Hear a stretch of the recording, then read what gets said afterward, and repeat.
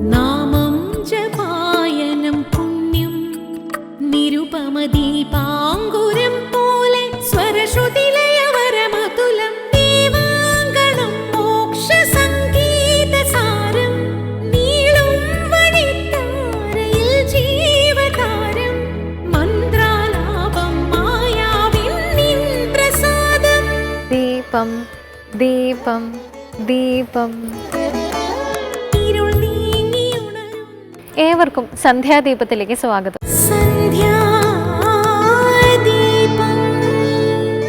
സീതാവിയോഗ വ്യഥയോടെ അലയുന്ന രാമലക്ഷ്മണന്മാർ വനഭൂമിയിൽ വെച്ച് സമാന ദുഃഖിതനായ സുഗ്രീവനെ കണ്ടെത്തുന്നു.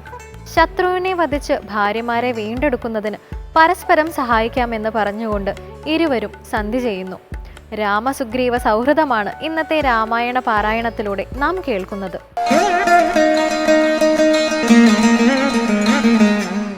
ശ്രീരാമലക്ഷ്മണന്മാരെ കഴുത്തിൽ ആമാറങ്ങെടുത്തു നടന്നിതു മാരുതി. സുഗ്രീവ സന്നിധൗ കൊണ്ടു ചെന്നിടിനാൻ. വ്യഗ്രം കളകനീ ഭാസ്കരനന്ദന ഭാഗ്യമഹോ ഭാഗ്യമോർത്തോളമെത്രയും ഭാസ്കരവംശസമുദ്ഭവന്മാരായ രാമനും ലക്ഷ്മണനാകുമനുജനും കാമദാരാർത്ഥമിവിടേക്കെഴുന്നള്ളി സുഗ്രീവനോടിവണ്ണം പറഞ്ഞദ്രീശ്വരാഗ്രേ മഹാതരു ഛായാതലേ. തഥാ വിശ്വൈകനായകന്മാരാം കുമാരന്മാർ വിശ്രാന്തചേതസ നിന്നരുളിടിനാർ. വാദാത്മജൻ പരമാനന്ദമുൾക്കൊണ്ടു നീതിയോടർക്കാത്മജനോടു ചൊല്ലിനാൻ. ഭീതി കളകനീ മിത്രഗോത്രേ വന്നു ജാതന്മാരായൊരു യോഗേശ്വരന്മാരീ ശ്രീരാമലക്ഷ്മണന്മാരെഴുന്നള്ളിയതാരെയും പേടിക്ക വേണ്ട ഭവാനിനി. വേഗേന ചെന്നു വന്ദിച്ചു സഖ്യം ചെയ്തു ഭാഗവത പ്രിയനായി വസിച്ചിടുക. പ്രീതനായൊരു സുഗ്രീവനുമന്നേരം ആദരപൂർവമുദ്ധായ സസംഭ്രമം വിഷ്ടപനാഥനിരുന്നരുളിടുവാൻ. വിഷ്ടരാർത്ഥം നല്ല പല്ലവജാലങ്ങൾ പൊട്ടിച്ചവനയിലിട്ടാൻ.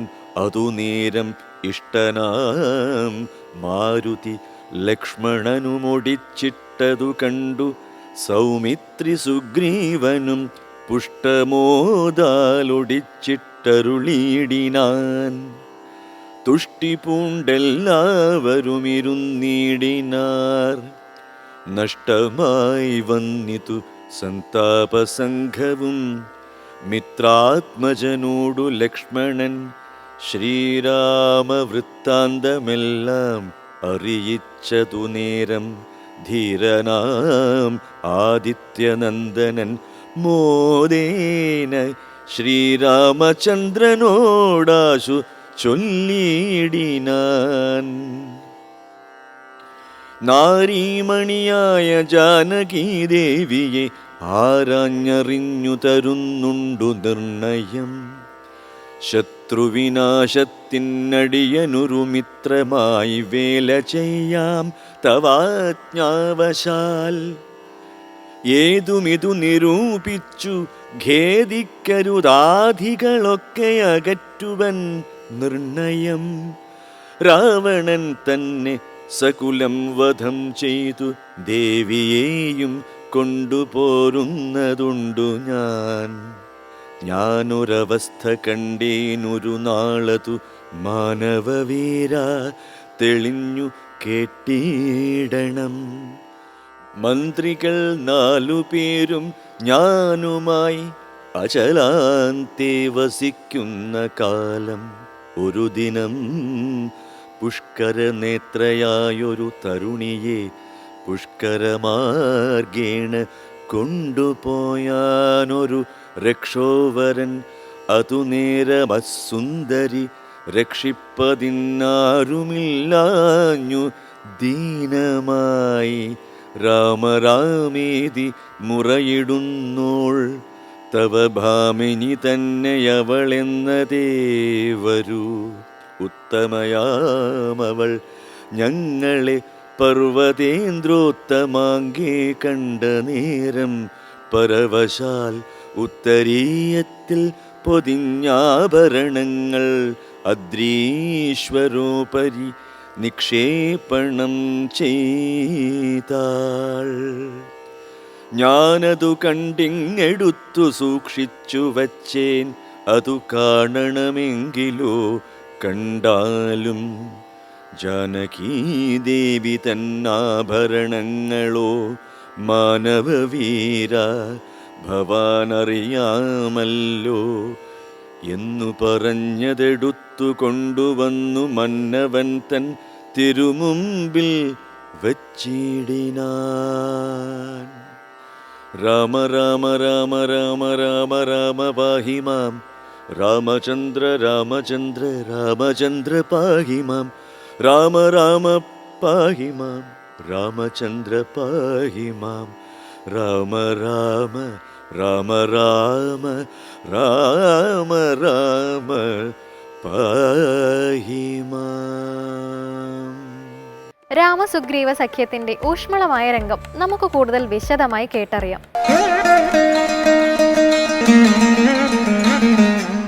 ശബരിയുടെ ആശ്രമം സന്ദർശിച്ച് ശബരിയിൽ നിന്ന് സുഗ്രീവൻ എന്ന് പറയുന്ന വാനരനെ പറ്റിയുള്ള വിവരങ്ങളൊക്കെ അറിഞ്ഞ് ഭഗവാൻ പമ്പാസരസിൻ്റെ തീരത്ത് ഋഷ്യമുഖാചലത്തിൽ വസിക്കുന്ന സുഗ്രീവനുമായിട്ട് സഖ്യം ചെയ്യാൻ വേണ്ടിയിട്ട് ആ ലക്ഷ്യത്തോടെ നടക്കുകയാണ്.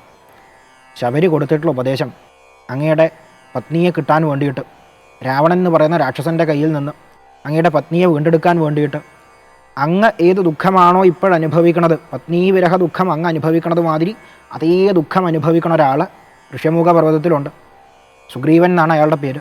ഒരു വാനരനാണ്. കിഷ്കിന്ധയിലെ രാജാവായിട്ടുള്ള ബാലിയുടെ അനുജനാണ്. ആ സുഗ്രീവനുമായിട്ട് അങ്ങ് സഖ്യം ചെയ്യാമെന്ന് പറഞ്ഞു.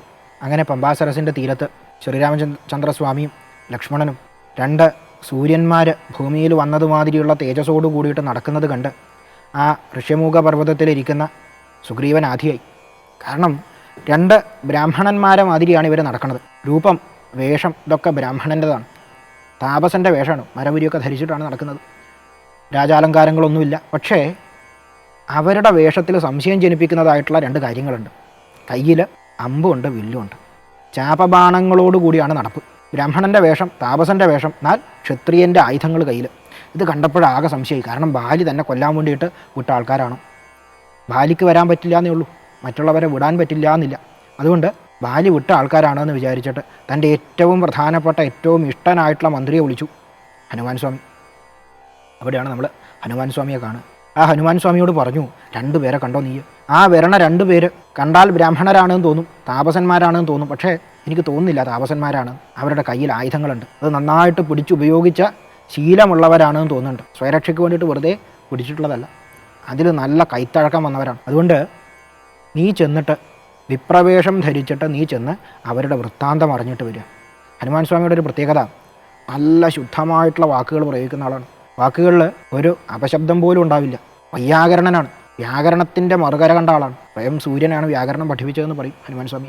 അങ്ങനെയുള്ള ആൾ, അങ്ങനെ ശുദ്ധമായിട്ടുള്ള വാക്കുകൾ പ്രയോഗിക്കുന്ന ഹനുമാൻ സ്വാമിക്ക് ഏതൊരു വ്യക്തിയുടെയും സ്വഭാവം, ഏതൊരു വ്യക്തിയുടെയും ഇംഗിതം, എന്താണ് ആ വ്യക്തിയുടെ മനസ്സിലുള്ള കാര്യം എന്നുള്ളത് അവരുടെ വാക്കുകളിലൂടെ പെട്ടെന്ന് മനസ്സിലാവും.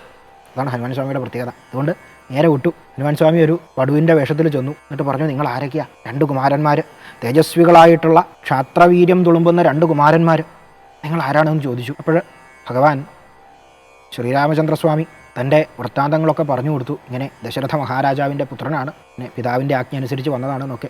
ആ സമയത്ത് ഭഗവാൻ ശ്രദ്ധിച്ചൊരു കാര്യമുണ്ട്. അത് ലക്ഷ്മണനോട് പറഞ്ഞും കൊടുക്കുന്നുണ്ട്. നല്ല വൈയാകരണനാണ് വന്നിട്ടുള്ളത്. ഈ വടു ചില്ലറക്കാരനല്ല, നല്ല വാക്ക് പറയുന്ന ആളാണ്. തെറ്റില്ലാത്ത വാക്കുകൾ മാത്രം സംസാരിക്കുന്ന ആളാണ്. അപ്പോൾ ഹനുമാൻ സ്വാമി തൻ്റെ വൃത്താന്തവും പറഞ്ഞു. ഞാനിങ്ങനെ അഞ്ജനാതനയനാണ്. സുഗ്രീവൻ എന്ന് പറയുന്ന വാനരരാജൻ്റെ, വാനരശ്രേഷ്ഠൻ്റെ മന്ത്രിയാണ്. ഇങ്ങനെ അങ്ങ് അനുഭവിക്കണ മാതിരി തന്നെ ദുഃഖം ഞങ്ങളുടെ രാജാവും അനുഭവിക്കുന്നുണ്ട്. ഞങ്ങളുടെ വാനരപ്രമുഖനായിട്ടുള്ള സുഗ്രീവനും അനുഭവിക്കുന്നുണ്ട്. നിങ്ങൾ രണ്ടുപേരും ചേർന്ന് കഴിഞ്ഞാൽ ശത്രുക്കളെ മുഴുവൻ ഇല്ലാണ്ടാക്കാമെന്ന് പറഞ്ഞു. അതിനു വേണ്ടിയിട്ടുള്ള വേല ഞാൻ ചെയ്യുന്നതായിരിക്കും എന്ന് ഉറപ്പും കൊടുത്തു. എന്നിട്ട് രണ്ടുപേരെയും തൻ്റെ പുറത്തിരുത്തിക്കൊണ്ട് ഋഷ്യമുഖ പർവ്വതത്തിലെത്തിച്ചു. ആ സമയത്ത് പരസ്പരം തങ്ങളുടെ വൃത്താന്തങ്ങൾ എല്ലാവരും കൈമാറി. ശ്രീരാമചന്ദ്രസ്വാമി തൻ്റെ വൃത്താന്തം പറഞ്ഞു. ഇങ്ങനെയാണ് കാര്യം. ദശരഥ മഹാരാജാവിൻ്റെ പുത്രനായിട്ടുള്ള ഞാൻ സീതാസമേതനായിട്ട് ഈ ലക്ഷ്മണനോടും കൂടി കാട്ടിൽ വന്നതാണ്. ഒരു രാക്ഷസൻ എൻ്റെ പത്നിയെ മോഷ്ടിച്ചു കൊണ്ടുപോയി, അപഹരിച്ചു കൊണ്ടുപോയി. ഇപ്പം ഞാൻ അവളെ അന്വേഷിച്ച് നടക്കുകയാണ്. ആ സമയത്താണ് സുഗ്രീവൻ പറയുന്നത്, ഇങ്ങനെ ഇതേ കാര്യം ഒരു രാക്ഷസൻ സുന്ദരിയായിട്ടുള്ള ദേവസ്ത്രീകൾക്ക് ഒക്കും എന്ന് തോന്നുന്ന അത്രയും വശ്യമായിട്ടുള്ള സൗന്ദര്യത്തോടു കൂടിയവളായിട്ടുള്ളൊരു സ്ത്രീയെ അപഹരിച്ച് ആകാശമാർഗേ പോണത് ഞങ്ങൾ കണ്ടിട്ടുണ്ട്. ആ സമയത്ത് ഈ സ്ത്രീ താഴെ ഞങ്ങളെ കണ്ടിട്ടാണെന്ന് തോന്നുന്നു അവളുടെ ആഭരണങ്ങൾ താഴത്തേക്ക് ഇട്ടിട്ടുണ്ട്. ആ ആഭരണങ്ങൾ കണ്ടാൽ അങ്ങേക്ക് ചിലപ്പോൾ മനസ്സിലാവും അങ്ങയുടെ പത്നിയുടേതല്ലേ എന്ന് മനസ്സിലാവും. അപ്പോഴാ ആഭരണങ്ങൾ ഭഗവാനെ കാണിച്ചു. അത് കണ്ടപ്പോൾ തന്നെ ഭഗവാൻ പൊട്ടിക്കരയാൻ തുടങ്ങി. ഒരു പ്രാകൃതന മാതിരി കരഞ്ഞു എന്നാണ് പറയുക. എഴുത്തച്ഛൻ പറയുന്നത് ഭഗവാൻ പ്രാകൃതന മാതിരി നിലയൊക്കെ വിട്ട് കരഞ്ഞു. എന്നിട്ട് ചോദിച്ചു, ഞാൻ എപ്രകാരമാണോ എൻ്റെ പത്നിയെ വിട്ടിരിക്കണത് അതേമാതിരി അവളെ വിട്ടിട്ട് നിങ്ങളും ഇരിക്കുകയാണല്ലോ. എൻ്റെ ആഭരണങ്ങൾ ഞാൻ അനുഭവിക്കണം അതേ ദുഃഖം നിങ്ങൾ അനുഭവിക്കുകയാണ്. ദേവിയെ പിരിഞ്ഞിരിക്കുകയാണല്ലോ. അപ്പോഴേ രണ്ടുപേരും അഗ്നിയെ ജ്വലിപ്പിച്ച് ആ അഗ്നിസാക്ഷിയായിട്ട് മൈത്രി ഉണ്ടാക്കി. അതിന് സാക്ഷിയായിട്ട് അല്ലെങ്കിൽ അതിന് കാര്യക്കാരനായിട്ട് ഹനുമാൻ സ്വാമി കൂടെയുണ്ട്. ഇവരുടെ ബാന്ധവത്തിന് കാരണക്കാരനായിട്ട് ഹനുമാൻ സ്വാമിയാണ്. അതേ ഹനുമാൻ സ്വാമിയാണ് ശ്രീരാമചന്ദ്രസ്വാമിയുടെ ഏറ്റവും വലിയ ഭക്തന്മാരിൽ, ഏറ്റവും പ്രധാനപ്പെട്ട ഭക്തന്മാരിൽ അഗ്രേസരനായിട്ടിരിക്കുന്നത്. സദാ രാമനാമത്തെ മാത്രം ചിന്തിച്ച്, സദാ രാമനാമത്തെ മാത്രം സ്വീകരിച്ച്, ആ രാമനാമത്തിൽ മാത്രം ജീവിച്ച ആൾ ഹനുമാൻ സ്വാമി. ആ ഹനുമാൻ സ്വാമിയെ സദാ നമസ്കരിച്ചുകൊണ്ട് ആ ശ്രീരാമചന്ദ്രസ്വാമിയെയും ലക്ഷ്മണനെയും സീതാദേവിയും ഒക്കെ മനസ്സാ നമസ്കരിച്ചുകൊണ്ട് ഇന്നത്തെ അധ്യായം നമുക്കിവിടെ സമർപ്പിക്കാം.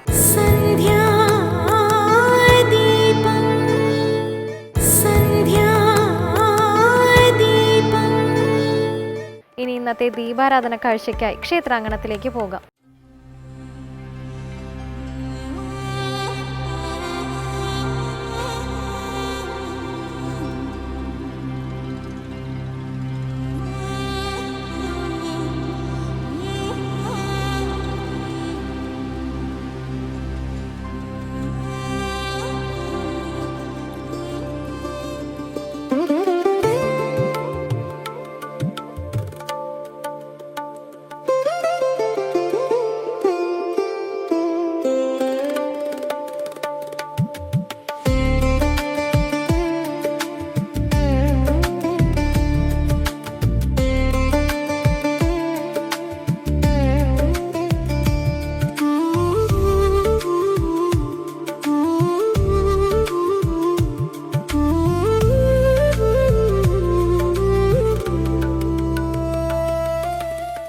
ഏവർക്കും നന്മയുണ്ടാകട്ടെ എന്ന പ്രാർത്ഥനയോടെ ഇന്നത്തെ സന്ധ്യാദീപം ഇവിടെ പൂർണ്ണമാകുന്നു. നന്ദി.